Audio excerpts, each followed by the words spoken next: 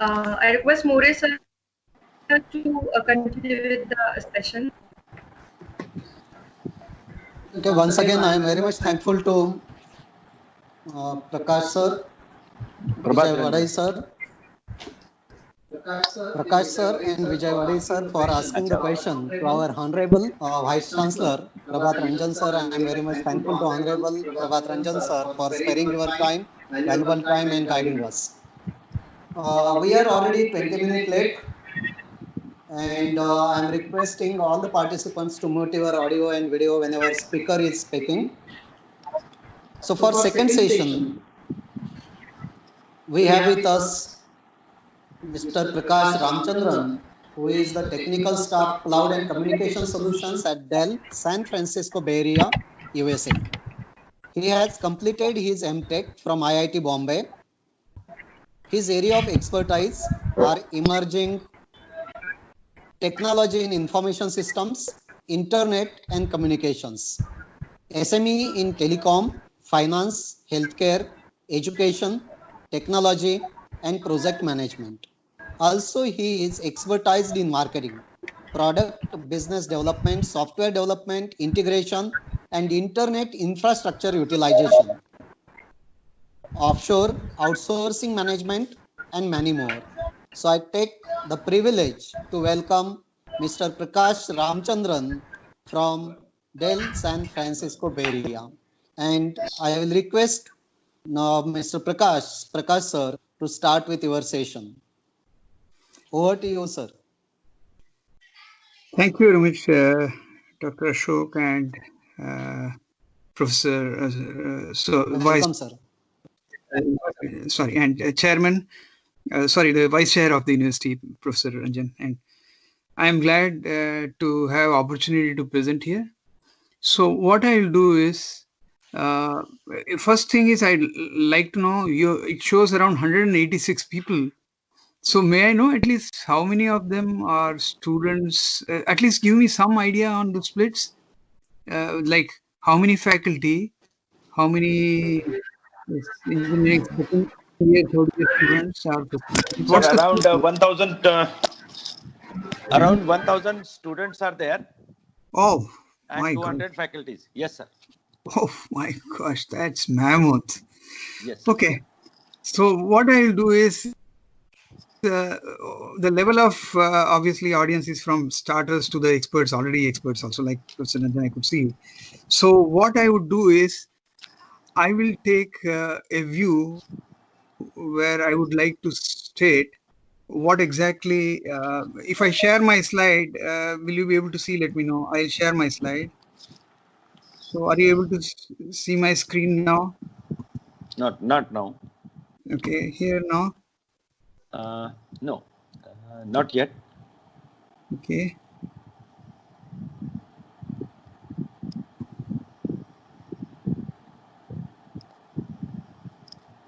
Are you able to see now? Still, have you gone to the presenter mode? Okay, I share. You Okay, have to I have got. Yeah, I'll share. Yeah. Let's sharing.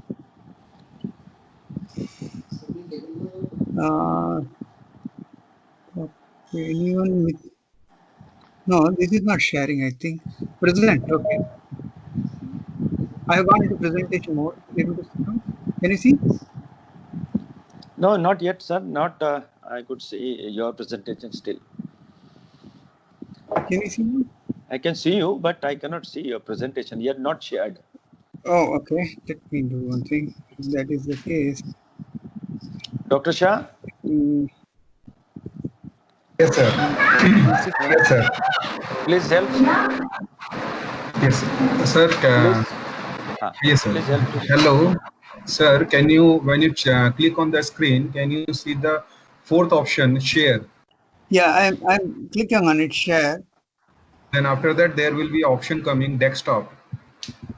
No, it doesn't come with any desktop. Oh, okay. Share desktop. Yeah, okay. Got it. So now you should be able to see my screen. Yeah, here it is. I share this and then desktop will be shared. Okay, got it. Now I should be able to show you. Are you able to see now some screen? Or do I need to make a presentation mode for that? Yes, yes, sir. Your screen is visible. Can you make it full screen? Yeah, I made it full screen now. Yes, sir. Yes, sir. Thank you. Done. Okay, thank you everyone, and I appreciate the opportunity to present here. All those great things I heard, and what I would like to do is I am focusing on exploring data science for AI and ML. So what I'll do is I'll start with data science and then move to AI and ML. So first thing is, going back to early 60s, we used to do something called executive data processing. So data processing is in those days was nothing but either you take a card punch or something and write the programs and then feed the cards or feed the programs to the mainframes, and then it will do line by line processing, and you provide the data along with it, it will process the data. So it was called as EDP or batch processing. That was 60s. Then what happened is these data processing were used mainly in those days for payroll processing. So what you do is you have a bunch of data for the payroll for the employees. You define the date, time, whatever weekly, monthly, whatever your payments are there. You sort them, you merge them, you manage the data structures of the employee and the payroll records, and run the process so that you can process it and provide some useful output, which is in this case a payslip. So that was the starting of data. You remember the focus on the data was on the data entry and then trying to clean it up and then sort merge, do some processing on it and print out. So the output was print out. So input, process, output. So that was the data focus in those areas. But eventually what happened is suddenly there was a shift from data more towards programming. So everybody started programming is the key. So there was a shift from data towards program. So if you look from to C to Pascal to then say Simula, and there were some Lisp, and there were many languages. Then eventually COBOL came that covered a lot of the ground for bigger data processing from the mainframe. Eventually, it led to something of a microprocessor based system. So that was the time when it was the mainframe and evolved into what you call mini computers, where the price of mainframe was very high, usage was time shared, and it became difficult. So everybody started to move into mini computer. And in the meantime, microprocessors came in and microcomputers started growing. Eventually, the languages again started from low-level language, machine language, to assembly, to compiler constructions, to the C, and then it evolved into something called as Java compilers, and so that you can port the bytes, what do you call byte compiler, and so that you can port it across different systems. However, the mainframe OS gave way to the Windows of this world, and eventually Linux was called, different types of Unix were there. They got taken over, and then at some point of time, the competition between the Windows and the Unix got evolved into something called Linux. As soon as Linux came, I think the shift occurred more towards Linux than Windows. So the operating system, which is key for anything in the processing world, moved to Linux. And then eventually internet came, online processing became possible.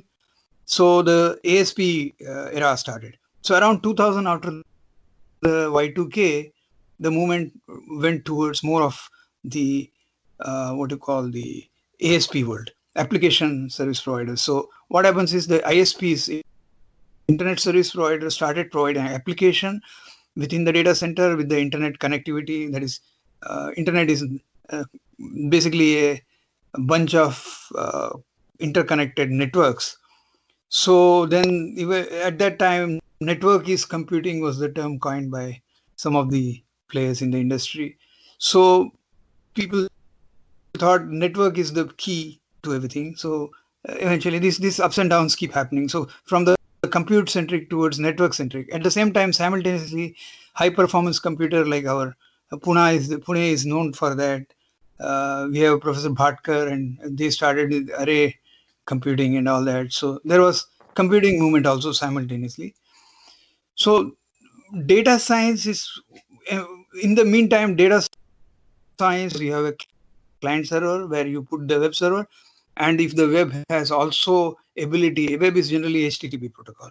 So besides the web protocol, if you can add to it a server, which is generally, they used to use Java server, some of them brought other server, whereas there was another language called Python, which was actually very popular among the gaming industry, which used to use the Python as a means for setting up the intelligence of you are playing a game versus one of the players, and all other players being trying to beat that the computer. So that gaming industry took on to Python. Eventually, Python absorbed a lot of the object-oriented languages and became a successful language. And eventually, it moved to very simplified version. And most of the people, including at that time, the search engine in 99, 2000, when Google came in, the search engine was the battleground for everybody. So everybody started using, and Google chose Python at that time somehow. And then that catapulted a lot of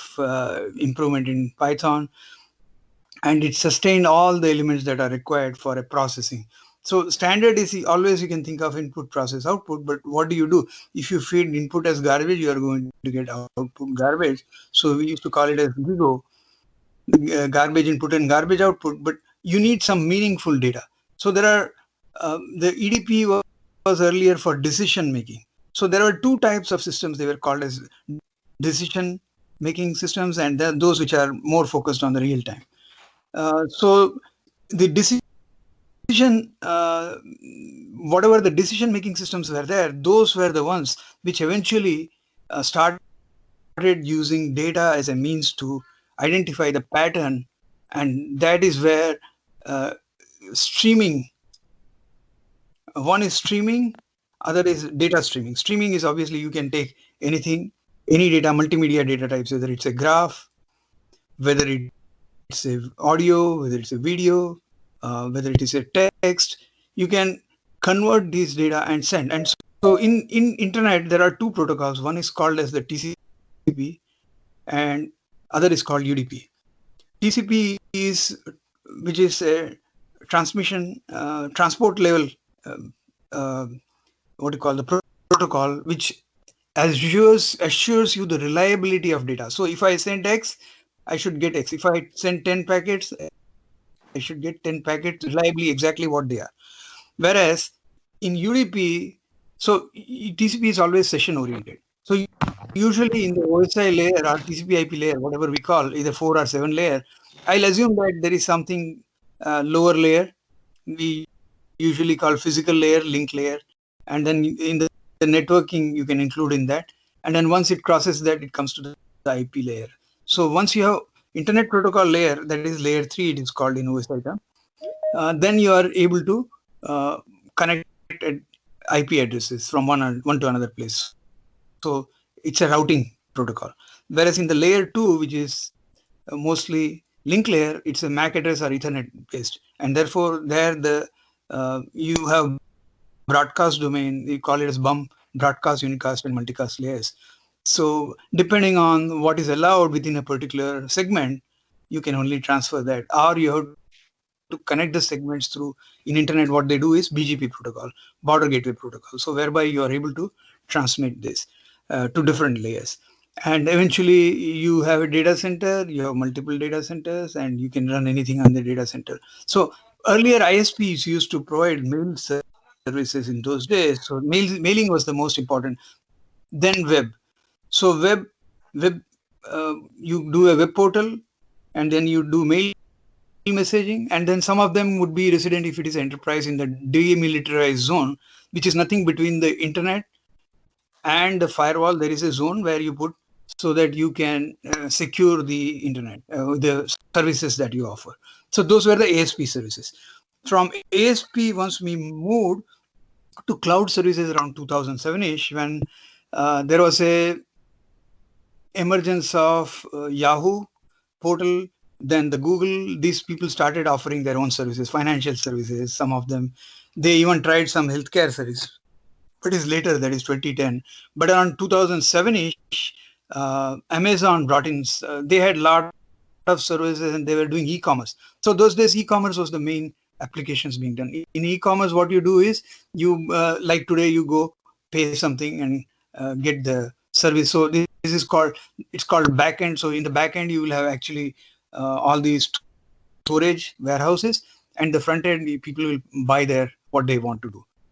Whatever they want to purchase, they can order, like books. So initially it started with digital, like physical were not there, only digital, like you buy a book or buy some flower which will be delivered to you, and then it became eventually everything is sold now online. So e-commerce was the first to come in. After e-commerce, what happened is people started thinking, because the services, when you give as a hosted service, then you give as a what you call the servers to be used. So you can buy the server by by pay-per-use types. That means you use for 1 month or 2 months, and then you use 1 month, 2 months, and after that you are done. Like today, if we are running the conference, we want to pay to, let's say, Microsoft for some service, for the team services, and then we disconnect them. So pay-per-use types, or it could be on an annual basis kind of thing. So essentially the services took over, and once services took over, then how do you monetize? So the business model eventually took over. Google started monetizing the search. They used to give search by ranking occurrence of it and the relevance of it to you.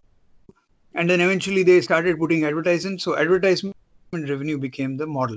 Once advertising revenue became the model, then the whoever buys, every subscriber who buys, they started collecting data about it, your preferences, you like to buy flower on this date, or so on and so forth. So basically, they started trying to capitalize on the data that you give.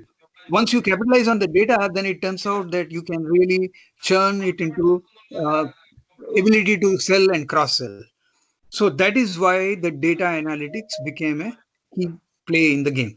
Once data became the key in the play, then the data science suddenly took off somewhere in the time frame of 2011-12, around when Hadoop, they started terming data as big data and started collecting humongous data. When you collect data, then to find out how do you map. So then there at that time there was a grid computing. Grid computing is nothing but collecting the jobs and dividing map and reduce. Map means if you have A to Z job, A to Z, A to M, you will put it on one job queue, and maybe N to S you will put in another queue, and so multiple queues you can create. So the job queues became important, and therefore at that time mapping, once you map the job and then you find basically all of them do the same computation, but you do 1 or 2 or 3 of them, whoever comes faster with the results, you collect it and reduce it. So map means you first spread out, and reduce means you collect and then converge it and then produce the results. So that is where the map reduce started, with the Hadoop as one of the platform elements, which is nothing but, so there was a question of SQL. SQL is your query language. So either you use structured query language or you use some unstructured methodology. So the key value pair unstructured database became popular, and eventually distribution of data started occurring.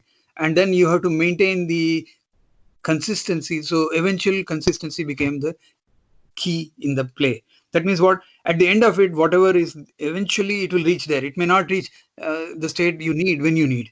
It may take some time, but eventually it will be consistent, because ACID property is required for transactions. That is atomicity, consistency, integrity, and durability. That's the concept.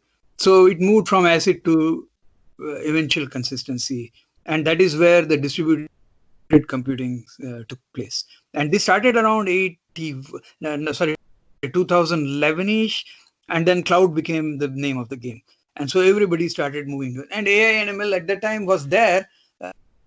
AI was also there in the 5th generation, what Japanese tried, but that's not what really, there was called fuzzy logic and all that.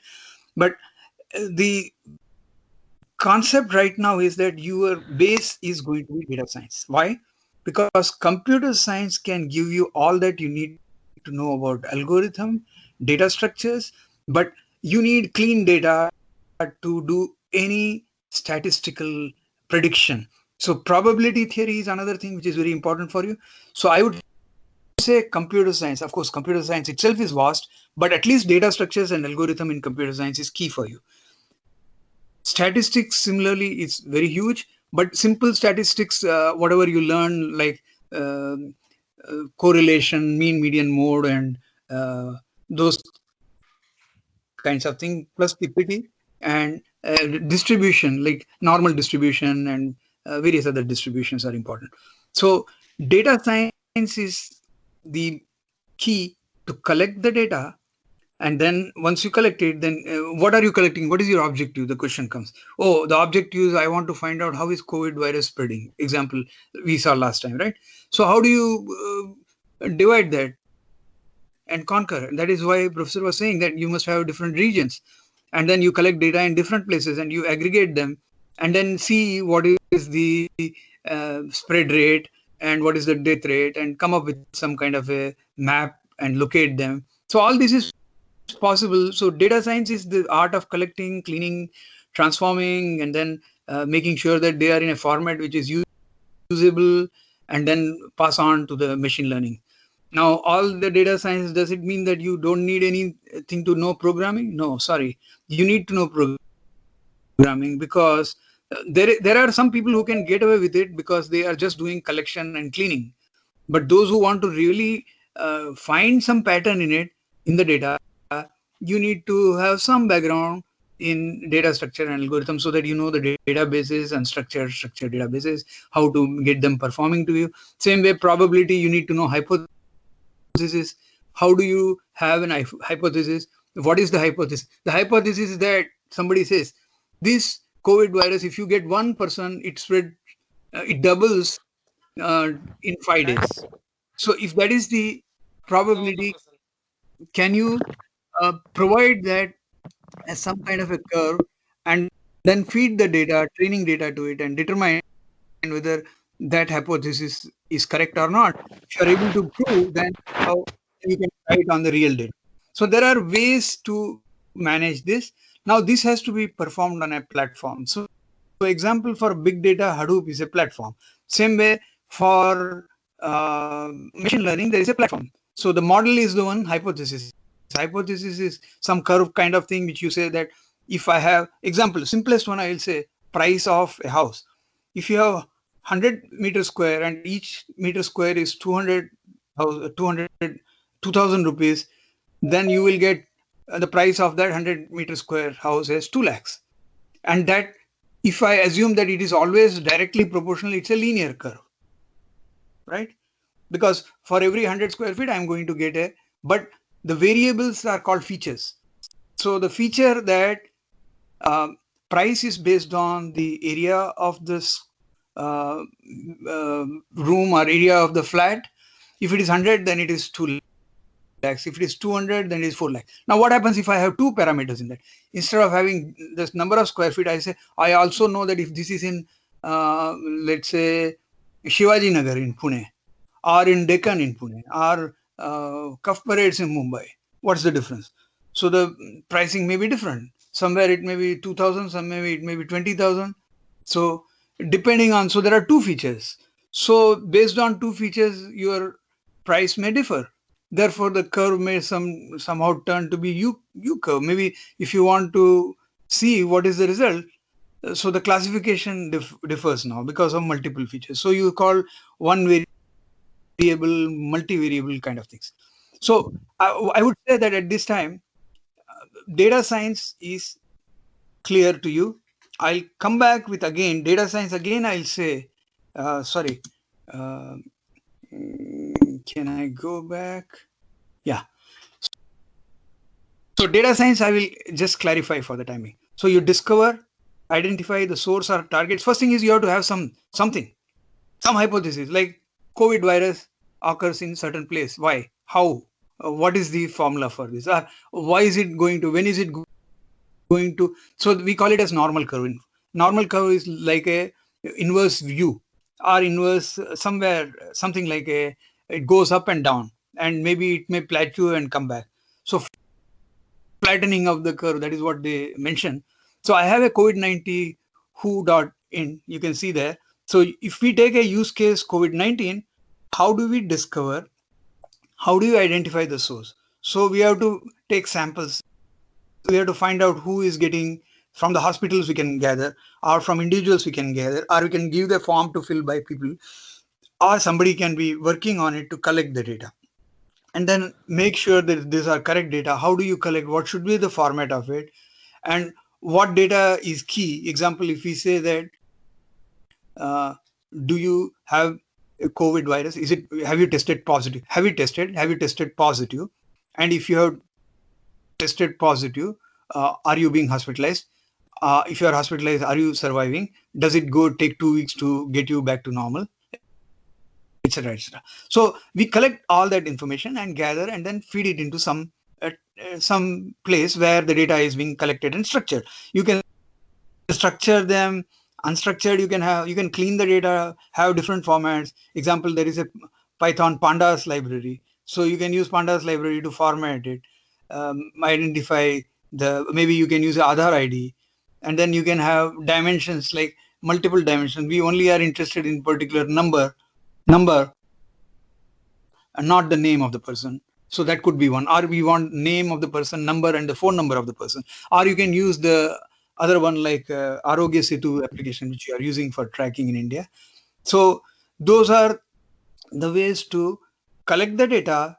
Then you extract, transform, and load, like you do in the data warehousing, which is the structured way of doing it. Unstructured way of doing it is key value pair. You can collect the list of parameters associated, and then the dimension depends on how many features you want. If you want only one plus those who got it, those who's they have been hospitalized, those who have not been hospitalized, and those who are dying. So we may just keep 4 parameters or maybe 5 parameters. So those are on the x-axis, let's call it, or whatever number of axes which are there. And then only thing is we want to know what did they, or maybe death is the only criteria. Death is going to be the output. Died, not died, or got positive, not positive.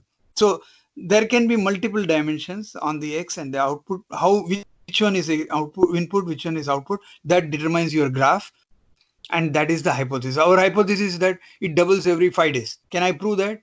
How do I prove it? Based on the data.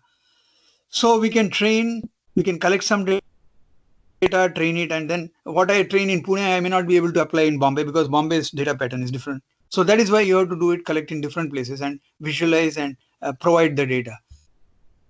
So example, if I go to COVID-19 who-in-it, you can see the map. So you have to associate with the map the lat long. So whatever data you have collected, you can put it on a 2D map, which is a certain like what you are seeing the page here. And then you can put it at you can go and click on that COVID-19 who.int and it will give you a graph, but I don't want to disrupt right now. Continue with what we are doing. So you can see the graphs, you can plot the graphs, and then you can say, hey, this is a hot zone. This is orange, this is blue, this is green, whatever you want to identify. Anybody where there is greater than 1000, then you call it green. So you can paint it accordingly. So basically that is the visualization aspect.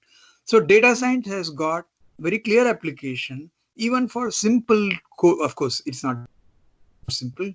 COVID-19 has been very haunting to us, everybody, but still all I'm trying to say is data science is key in the healthcare industry. Same way we can use it for any other financial industry, maybe for government organization of various things.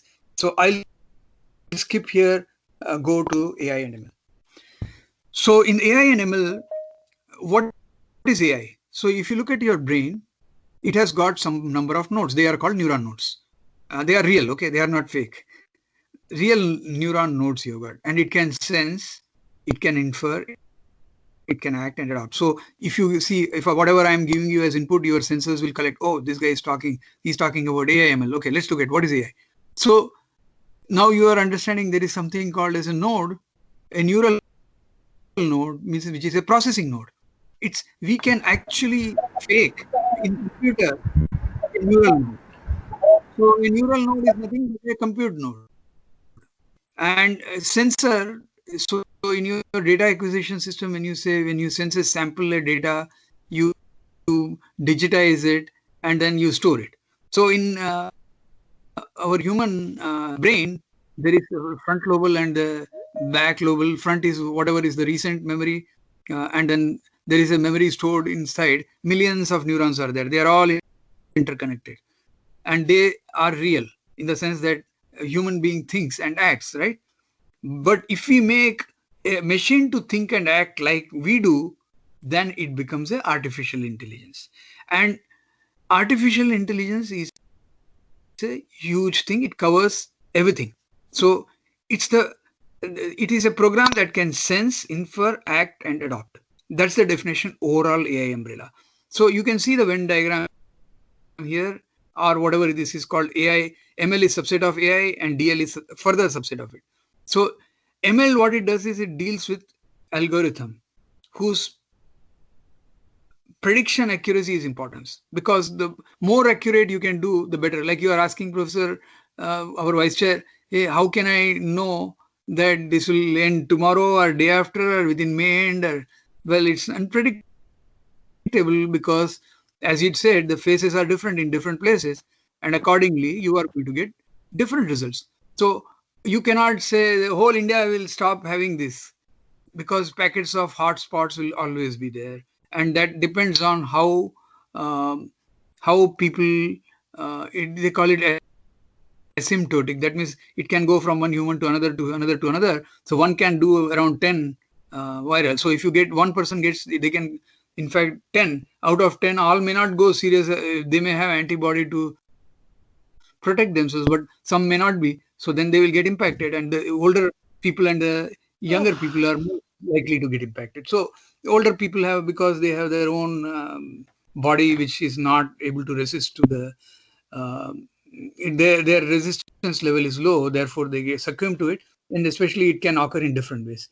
So what it means is that machine learning is for learning. So if you have some test data, you can use that to train a system, and that system then in turn can predict. For example, if I say stock market is going down right now, so if I put inputs, it will show everything is going down, and between this and this date, you are likely to continue this way. So you can predict. Hopefully you can predict, but nothing is accurate. So you have to keep correcting it as every day there is a change in the news, there is a change in Trump says something, and then Xi Jinping says something, and then the whole world gets rattled, and therefore there is a difference in projections and predictions, and therefore stock market may change. So that is a fintech area. Similarly, you can see that the idea behind it is, like example, IoT. Okay, if I say IoT means Internet of Things, what do you mean by IoT? IoT is mainly for the what you call the things, not for the humans. So things, when you say things, what are the things? So I want to know the temperature in my house. How is it? Can I put few temperature RTD resistant transistor diodes or something and connect it with the sensor, do the sampling of it, and whatever when the heat goes up or down, accordingly the millivolt it throws or whatever I can digitize it and say, hey, this is like if I have a scale of 256-bit, 8-bit conversion of the data to analog to data, then I can say that 256 equals to 100 degrees centigrade. Let's say, assume, just for the sake. So I know every 2.5 steps I will get a 2.5 steps I will get. So as I know the number I get, based on that I can say this is the temperature. So Now this temperature can be collected over a period of time. So then it becomes a time series. Time series is what you collect at different types of time, and just like weather prediction. How do the weather guys predict? Based on the data collection at different places, and then see, oh, the temperature is this, and the whatever moisture is this, and then whatever environment pollution is this. So they can throw some numbers for everything that they detect, and that is part of the prediction. So this is what the ML job of machine learning is, to sense the temperature, sense the pressure, sense the moisture, all these things at different places, collect them, and then weather prediction they show on the screen on the TV, saying that this is what. So there are weather Hello. bureaus and all. So this is, yes, sir. Time over. Hello, excuse me, sir. Can you hear me? Sir, Yep. actually, according to our planned schedule, you are left with the 5 minutes. Yep, good, so, good. I'm yeah. done. I'm done. I'll just close immediately. So what we have is list of Okay, domains sir. for. Yeah, I'll continue. I'll finish in 3 minutes and then ask for question and answer. So list of domains for Okay, AML can be very much like you can go for healthcare, financial prediction, drug discovery, governance, forecast, like we saw here for COVID-19, and there are many. Okay, so at the end of the day, what are the key skill set needed to be able to manage? For data science, we already saw all that I gave you earlier. For AI and ML, you need to have math, differentiation, integration, linear algebra. For the stats, you must need numerical analysis, and you do have a course, I believe, you can do numerical analysis in C or Python. Mean square error and root mean square error, so that if you have a process, you can have a closed loop system, so that you can identify what is the error and then make sure that you correct the errors. Then logic, you must know the and Boolean logic and all that. For object oriented program, you must know Python, like NumPy, and those who learn tool, they gain the maximum for execution. So you must know Python, NumPy, Panda for the data conversion and data science, and PyTorch for the what do you call the one is for the parallel processing example, or you can use Go alternately. Then machine learning, you can use Octet. That's a one which is used for metrics and analysis and all your metrics multiplication, addition, and all that, the row versus column transforms and all that. And R is another language which is popular. And then, SAS is for the statistical analysis. So there are different learning: supervised learning, unsupervised learning, reinforced learning, transfer learning. So you already have some learning algorithm, you can adopt that. What is used for image processing for one image can be used for another. And the future research, obviously, we need to, the focus of the people who are doing towards masters should be on the research of design. What is the data visualization, data engineering, ethics also to a certain extent, because you don't want to mess up things. And then privacy, like you don't want to spread unnecessary word about people. So privacy is important. And statistical visualization, mining, and communication and all. So these are the various things. So at this time, I want to throw to the floor. Please go ahead. And I know there is a lot more to do, but the important thing for us is to make sure that you focus on what you can deliver, what you can learn, and tools is the major for you. I will end here with that, and thank you very much, Deepali and Professor Ranjan and Dr. Sharma and everyone. I appreciate all your time given to me. I hope I have given some idea as to what it is, and hopefully this will help. And you can ask me any questions you have. Yes, sir. Thank you so much, sir. Thank you, Prakash sir, for giving the valuable insights. So now I am requesting Deepali madam to go for answer and question session. Question answer, yeah. Go ahead. Yes, sir. I request all the students to raise the hand if they have any questions. I can't see any of the students with the raised hand. So if any faculty wants to ask question, they can also ask the question.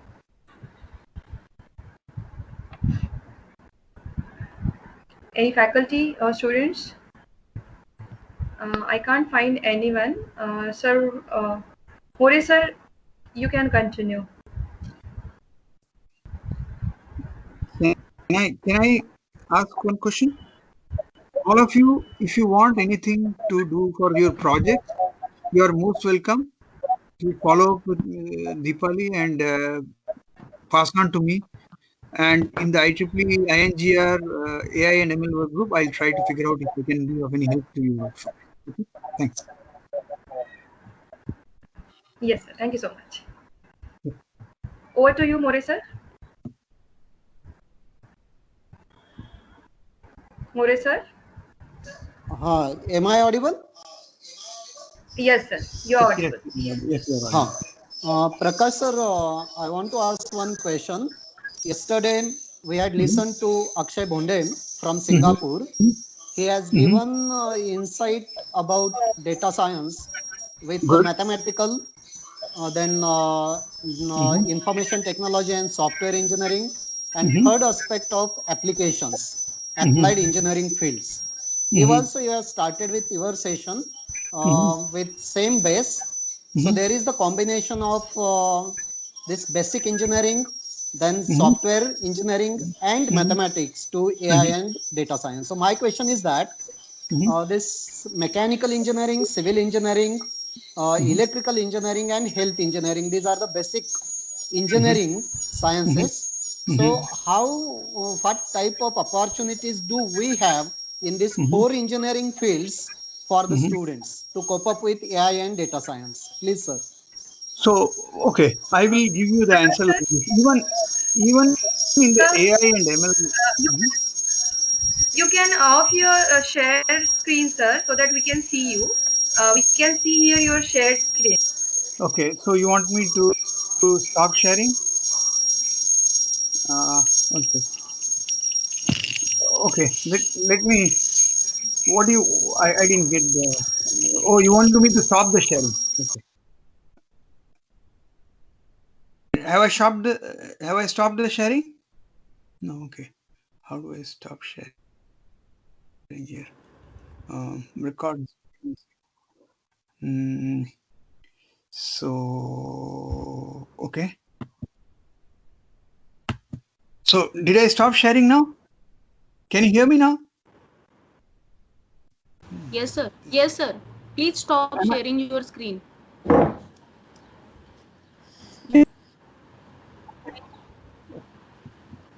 So no, I have stopped sharing, right? Cancel. So I have Yes, not. sir. I'm not sharing anymore. Does it make sense? Or still?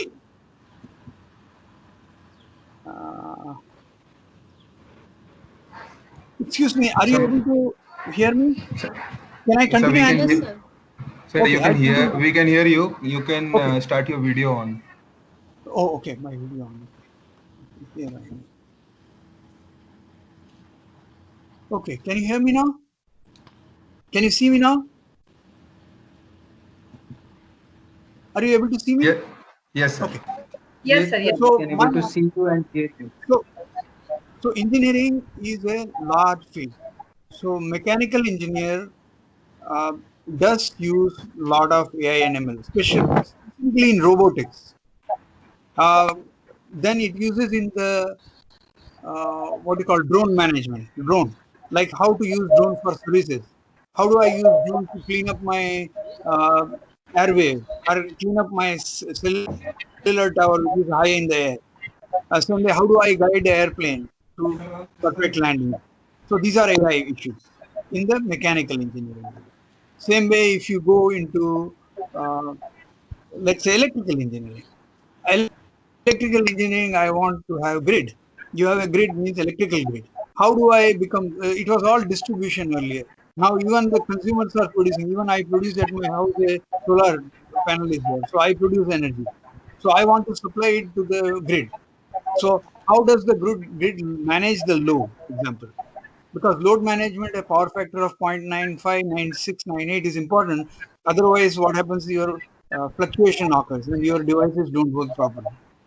So that is one example, electric grid management. In electrical, there are many. In electrical, you got electrical, electronics, industrial engineering, communication, instrumentation. Instrumentation, you talk about, you got all the instrumentation for IoT. So embedded devices and all that. So that's a huge place. And then you say biomedical instrument. That is another way where you want to do the AI and ML for the determination of whether you have a COVID, whether you have a temperature of 103 degree plus you have a particular infection, etc. How do I determine the vital signs? So that is important for from biomedical. If you go to civil engineering example, in civil engineering you construct a dam and it overflows, then you have to make sure that sluice gates are maintained properly. Otherwise, what happens? Suddenly there is a rush and there is a water coming out of, you have to overflow the water so that all the nearby places get submerged and villages will get wiped out. Or if there is a rain, then not only that, how do you know that what is the time to when the water is receding, then you cannot generate the electricity out of it.